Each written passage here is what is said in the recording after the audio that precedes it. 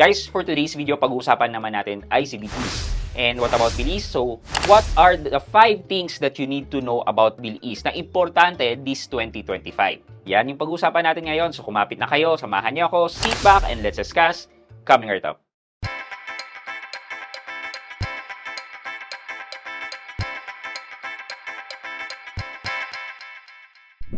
Hi guys, this is Pat and you're in Pat Quintos Review TV.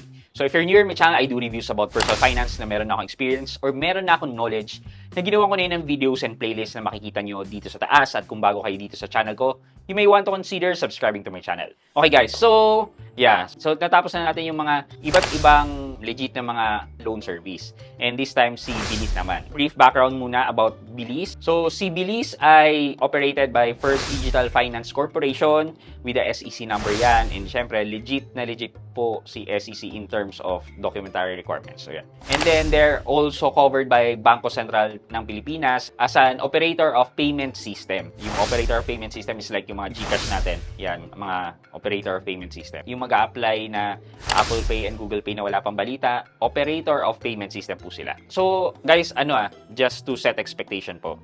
Meron po akong Bilis account. 6,000 lang po yung credit limit ko kay Bilis. Hindi ko po siya ginagamit ng madalas. As in, kung kailan lang ako walang pera, makalimot, nasa labas, at nakita ko, option ko pala si Bilis. doon ko lang po siya nagagamit. So, disclaimer lang po. Given po na ganyan ang aking credit limit, ito po yung mga masasabi ko na kailangan yung malaman with Bilis this 2025. Unang-unang po sa lahat, yung interest po ni Bilis. So, si Bilis po, katulad ng disclaimer ko rin po sa ibang video ko na nagva-vary din po ang interest rate na binibigay ni Bilis per user. But more commonly, ang average na interest rate na pinapataw po nila is around 4.47% or sabihin natin 4.5 to 5%. Yan po yung madalas na interest rate na nakuha ng karamihan. Maliban na lang po kung maganda po ang credit score nyo, mas mababa yan. Kung medyo mapangit-pangit po ang credit rating nyo, medyo mas mataas-taas po yung interest. But at 4.5% or 4.57 to 5%, that's an annual interest rate of 53.6%. Biro nyo yan, 53.6% lang po ang interest rate niya. Kung i-compare po natin si Bilis with Atome. So, si Atome po, di ba, 0%.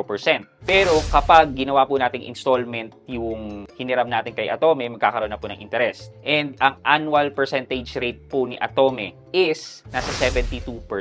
So, ang laki po ng difference between yung APR ni Bilis na 53+% versus kay Atome na around 72%. Second thing that you need to know about Bilis this 2025 is that si Bilis yung isa sa unang nag-introduce ng limit boost. Ano ba yung limit boost? Basically, yung limit boost is dagdag na credit line with your existing credit line. So, kung ang existing credit line ko ay 6,000 pesos, tapos magpupunta ako ng merchant, nakita ko yung merchant is accredited for a limit boost, then I can click the limit boost and request for a limit boost. Ako guys, napaka-swerte ko kasi applicable sa akin yung limit boost. Yung 6,000 ko na credit line, pwede maging 50,000, pwede maging 60,000. Yan, depende naman din yan sa merchant Pero halos lahat ng merchant na nakita ko na sinubukan ko yung limit boost, nasa around 50,000 yung pwede kong maging credit line kapag nag-request ako. For comparison, katulad siya ni SPay Later Extra. I think, kung ako tatanungin nyo, feeling ko nakita ni Shopee yung idea with Bilis. Kasi, again, si Bilis yung unang naglabas ng limit boost. Tapos eventually, nagkaroon na lang ng SPay Later Extra. Also guys, mas maganda actually yung limit boost ni Bilis. Kasi, ito, iba't ibang merchants. While si SPay Later Extra, medyo konti pa lang yung merchants na available na pwedeng paggamitan. And most of the time, puro pang cellphone. Like Memo Express, Samsung, yan. Sila pa lang talaga yung nag-accept ng SPay Later Extra. Third thing that you need to know about Bilis this 2025 is that kunyari wala pa kayong cash loan with Bilis, you can actually convert your credit line na maging cash by selecting e-wallet sa inyong app. Click yung e-wallet, then pili po kayo kung anong e-wallet ang meron kayo. For example, GCash. Then, magkano po hihiramin nyo? Let's say, 5,000 pesos. Isa sa kinagandahan neto is pwede siyang installment. Hindi mo siya kailangan bayaran kagad pag dumating ang bill mo. May installment ka na, 2 months minimum. And then, ako hanggang 3 months. So, it may vary din po per person. So, for example, i-calculate po natin yung 5,000 pesos. Sabi niya, 2,048 for 3 months. 2,048 times 3, that's 6,144 minus 5,000 na hiniram natin. That's 1,144 na interest divided by 5,000. That's 22.88%.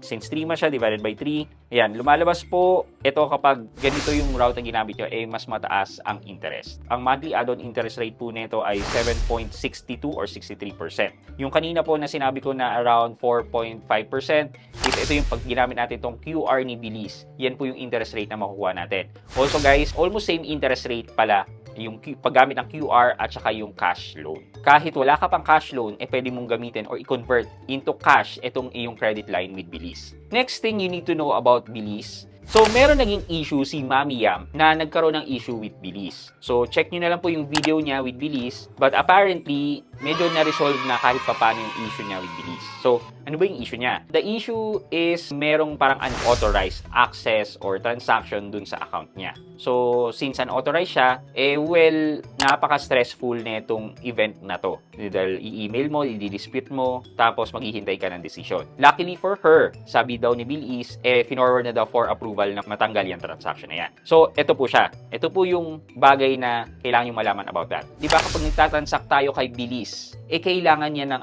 facial verification. So, nagsiselfie ka para ma-confirm yung identity mo na ikaw talaga yung nanghiram. Magandang feature yan, protection yan para kay Bilis, in protection din yan para sa ating mga user. Bakit? In that case of Mami Yam, dahil hindi naman siya yung nanghiram. So, sino po ang nanghiram? Sinong nag-facial verification? Anong device? So, kung merong hacking na naganap, mapoprove naman kagad na hindi siya yung nanghiram dahil hindi niya mukha yun. Also guys, ito yung question doon. Paano nag-push through na hindi mo mukha? So ngayon, possibly, ang nangyari dyan is na-prove ni Bilis na hindi naman talaga si Mami Yam ang nanghiram. And bakit nag-go through yung transaction? Kaya siguro, pinapa-approve na ni Bilis para matanggal yung transaction ni Mami Yam kasi nga, hindi naman siya yung nanghiram. So I think so far so good. Medyo may problema sa security ni Bilis. However, when it comes to documentation naman, parang may laban naman kung unauthorized transaction. As long as unauthorized transaction talaga. Lastly, kay Bilis,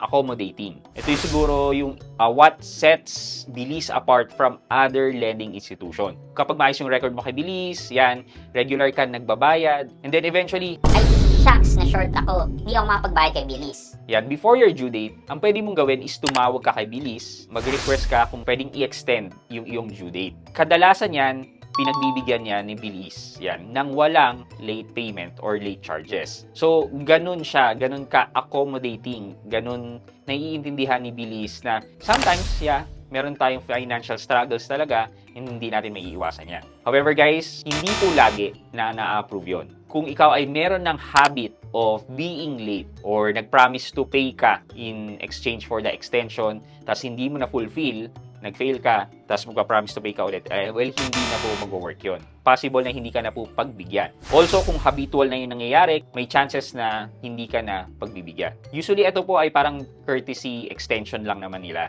Dahil ngayon lang nangyari, or basically hindi naman madalas mangyari, na pagbibigyan po ni Bilis. Yan. So, yan po yung mga bagay na importanteng malaman nyo this 2025, start ng taon, when using Bilis Loan Service. For our question of the day, alin po sa mga nabanggit ko na feature ni Bilis ang nasasabi niyong okay na okay para sa inyo? Let me know po sa comment section sa baba at may chance po kayong manalo ng 1,000 pesos sa ating weekly GCash giveaway. Yun lamang po for today's video, but before we end this video, mag-shoutout po muna tayo at shoutout kay at Charlie Villasana Z3L. Sabi niya, thank you sir, watching from Canada. Ayan. Inabot na po tayo ng Canada. At Charlie Villasana Z3L. Yan. Shoutout po sa inyo. Maraming salamat sa panonood at pagsuporta ng aking mga videos. Thank you so much. I hope you like this video. Leave a thumbs up. And if not, wala nang problema dyan, but continue to support me by subscribing to my channel by clicking the subscribe button and also the bell button sa tabi na subscribe para ma-receive kayo ng latest notification sa lahat ng upload ko. Again guys, this is Pat Quinto and you're in Pat Quinto's Review TV. Bye-bye!